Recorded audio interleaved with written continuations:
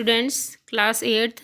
अब हम लोग आपका जो तीसरा पार्ट है उसको आगे बढ़ाएंगे। तीसरा पार्ट चल रहा है आपका, और तीसरे पार्ट में हम लोग क्या पढ़ रहे हैं बच्चों? तीसरे पार्ट में हम लोग कृत्रिम रेशे या सिंथेटिक फाइबर्स पढ़ रहे हैं। तो सिंथेटिक फाइबर्स में मैंने आपको नायलॉन बता दिया, रेयॉन बता दिया। अब जो अगला सिंथेटिक फाइबर है आपका या कृत्रिम रेशा जो है वो है पॉलीएस्टर और एक्रेलिक। ये एक संश्लेषित रेशा ही है।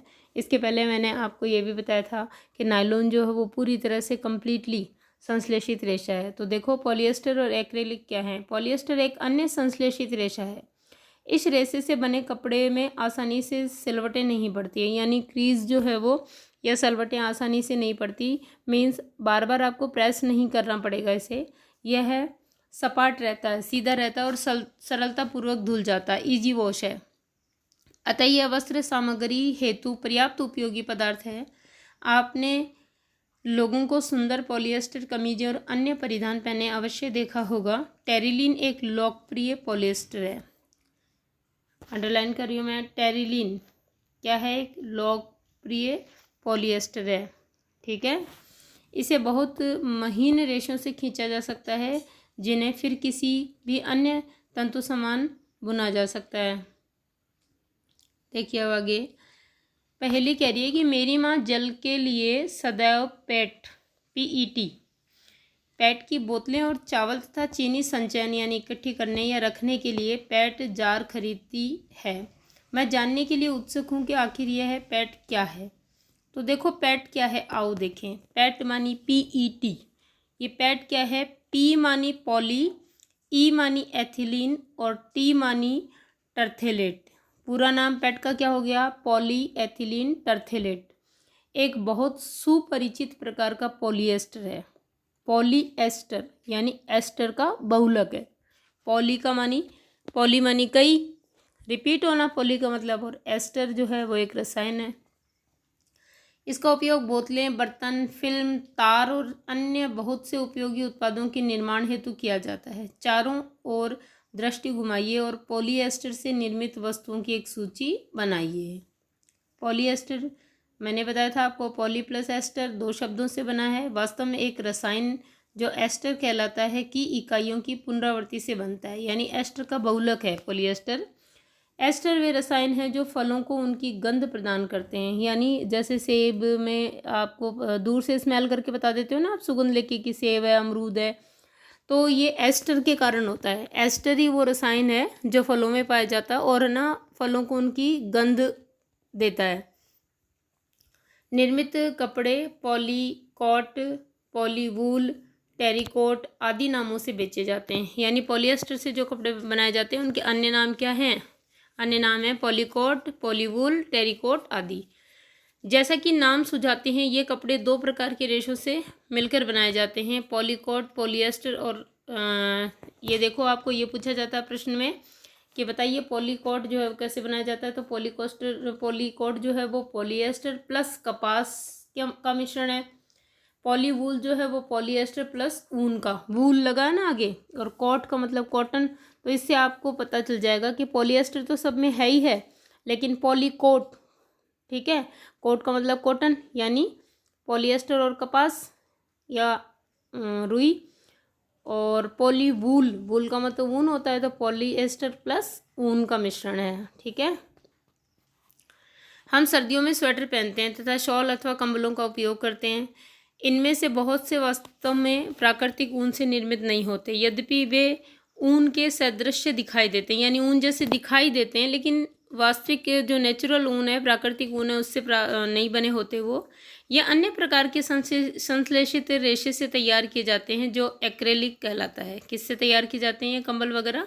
एक्रेलिक रेशे से तैयार किए जाते हैं। प्राकृतिक स्रोतों से प्राप्त ऊन काफ़ी महंगी होती है, जबकि एक्रेलिक से बनी वस्तुएं अपेक्षाकृत सस्ती होती है। ये विविध रंगों में उपलब्ध होती हैं। संश्लेषित रेशे अधिक टिकाऊ और पहुंच के भीतर होते हैं, यानी कोई भी आम इंसान उन्हें खरीद सकता है, बहुत महंगे नहीं होते ये, जिससे ये प्राकृतिक रेशों की अपेक्षा अधिक लोकप्रिय हैं, क्योंकि सस्ते हैं, इजी वॉश हैं, आसानी से धुल सकते हैं। ठीक है ना, और विविध जगह काम में लिए जा सकते हैं, जल्दी से ख़राब नहीं होते इनसे बने कपड़े। आप पूर्व में प्राकृतिक रेशों को जलाने का क्रियाकलाप कर चुके हैं। क्रियाकलाप 3.6 मैंने कहा था, ऊन को जलाइए और एक कृत्रिम रेशे को जलाइए, स्मेल कीजिए, दोनों की जो जलने की स्मेल है वो एक जैसी है या नहीं है, या कोई फ़र्क है। क्रियाकलाप कर चुके हो आप 3.6 कक्षा 7th में। यदि आप संश्लेषित रेशों को जलाने का प्रयास करें तो आप पाएंगे कि इनका व्यवहार प्राकृतिक रेशों से भिन्न होता है, यानी इनके जलने में फ़र्क है। प्राकृतिक रेशे जिस तरह से जलते हैं ये वैसी क्रियाकलाप नहीं दर्शाते जलने में। आप यह भी पाएंगे कि संश्लेषित रेशे गर्म करने पर पिघल जाते हैं। यह वास्तव में संश्लेषित रेशों का एक हानिकारक गुण है। मतलब अगर इनको गर्म किया जाए और किसी कारणवश आप हीट के पास चले जाते हो तो ये पिघल करके आपकी बॉडी से ही चिपक जाएंगे। यदि वस्त्रों में आग लग जाती है तो यह बहुत आपदाजनक हो सकता है। कपड़ा पिघल जाता है और पहनने वाले व्यक्ति के शरीर से चिपक जाता है। अतः हमें प्रयोगशाला अथवा रसोई घर में कार्य करते समय संश्लेषित रेशे से बने वस्त्र नहीं पहनने चाहिए, क्योंकि जल्दी आग पकड़ लेते हैं, पिघल जाते हैं और बॉडी पे ही चिपक जाते हैं, जिससे ज़्यादा नुकसान या ज़्यादा जलने की संभावना रहती है। ओह, अब मैं समझी, पहली समझ गई इस क्रियाकलाप से कि मेरी माँ रसोई घर में काम करते समय पॉलिएस्टर से बने वस्त्र क्यों नहीं पहनती है। ऊपर बताया मैंने आपको क्यों नहीं पहनने चाहिए, क्योंकि पॉलिएस्टर एक कृत्रिम रेशा है और अगर आग लग जाती है तो ये चिपक जाएगा, पिघल जाएगा और बॉडी पर चिपक जाएगा। काम जिसने इसको पहना है, काम करने वाले की बॉडी पर चिपक जाएगा। ये सभी संश्लेषित रेशे पेट्रोलियम मूल के कच्चे माल जो पेट्रो रसायन कहलाते हैं से विविध प्रक्रमों द्वारा तैयार किए जाते हैं, क्योंकि जितने भी रसायन हैं ये पेट्रोलियम मूल के कच्चा माल है। जब इसको संश्लेषित किया जाता है तो ये निकलते हैं, है ना, पेट्रो रसायन कहलाते हैं। संश्लेषित रेशों के गुणधर्म देखो, आओ क्या है गुण इनके। कल्पना करिए कि आज वर्षा का दिन है, आप किसी प्रकार का छाता प्रयोग में लाएंगे और क्यों। संश्लेषित रेशे अद्वितीय गुणों वाले होते हैं जो इन्हें परिधान सामग्री हेतु लोकप्रिय बनाते हैं। ये शीघ्र सूखते हैं। देखो पहला गुण हो गया इसका, ये यहाँ से लिख सकते हो आप संश्लेषित रेशों के गुण, कि जल्दी सूखते हैं, अधिक चलाऊ हैं, कम महंगे यानी सस्ते हैं, आसानी से उपलब्ध हैं और रख रखाव में सुविधाजनक हैं। निम्नलिखित क्रियाकलाप संपादित कीजिए और स्वयं लिखिए। क्रियाकलाप 2, एक आकार के 2 कपड़े के टुकड़े लीजिए, प्रत्येक लगभग आधा मीटर वर्ग का हो। इसमें से एक प्राकृतिक रेशे से निर्मित होना चाहिए, दूसरा संश्लेषित रेशे से बना हो सकता है। 2 कपड़े लेने हैं आपको, ठीक है ना, टुकड़े लेने बराबर के, आधा वर्ग मीटर का होना चाहिए एक टुकड़ा लगभग। एक जो है वो प्राकृतिक रेशे से निर्मित होना चाहिए और दूसरा कोई भी संश्लेषित रेशा या कृत्रिम रेशे का हो सकता है। इन टुकड़ों के चयन हेतु अपने माता पिता की मदद ले सकते हैं अगर आपको दिक्कत आती है तो, ठीक है।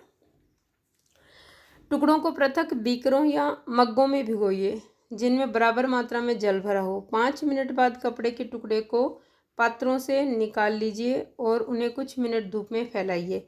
प्रत्येक पात्र में शेष रहे जल के आयतन की परस्पर तुलना कीजिए। मतलब ये देखना है कि आपको कौन से कपड़े ने, कृत्रिम रेशे वाले ने या फिर जो प्राकृतिक रेशे वाले ने जल अधिक सोखा, ठीक है।